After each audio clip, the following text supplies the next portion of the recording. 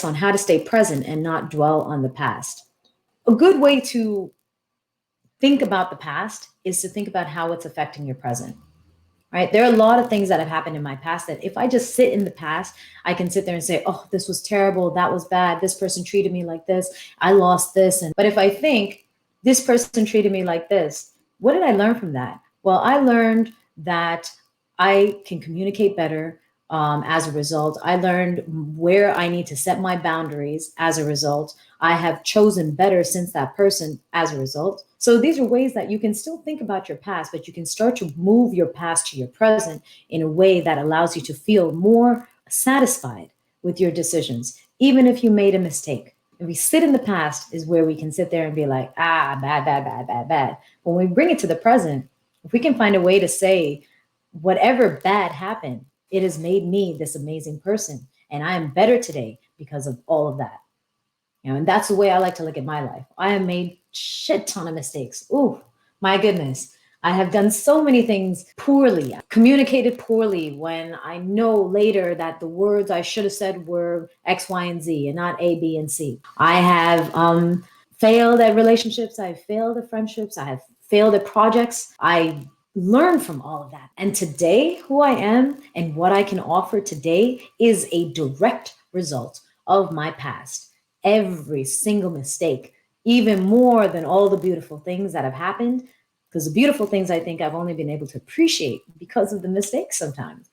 Alipta said, opens up new doors for new beginnings that we could never have imagined sometimes. Absolutely. And it's beautiful, right? Like this is one of the last points that I'd like to make is anytime that I have invested in someone, especially romantically, when I've invested in someone who wasn't deserving it in terms of not because they're a bad person, but just because they couldn't reciprocate and I was putting too much of an investment when they weren't. Anytime I've done that, when I've come out of it, I have learned how much I can give.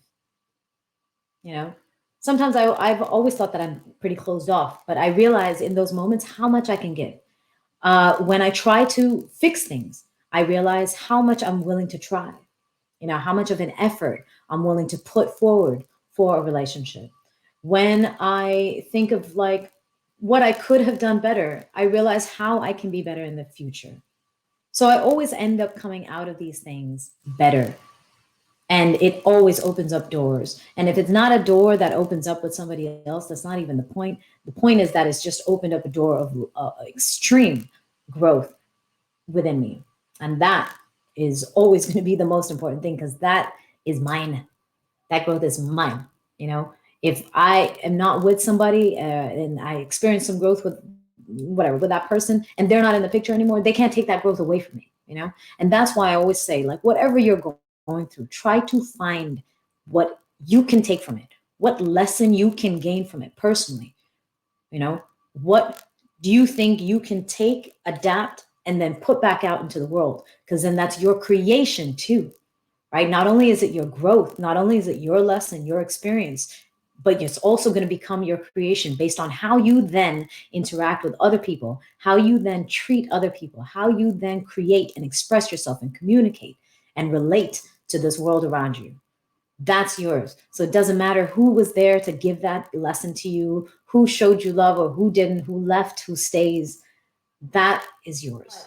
It was a lovely, lovely discussion with all of you. I appreciate it as always.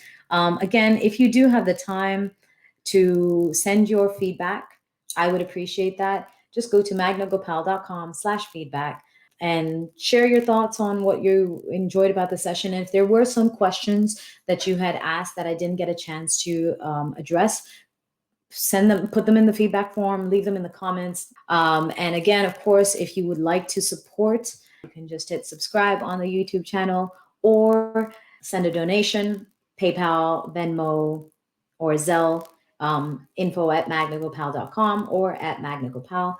And I hope that this year treats you well and everything that happened in 2020 has contributed to a more beautiful, strong, and resilient human being within you that you are now able to share with the rest of the world. And I shall see you all very soon. Bye.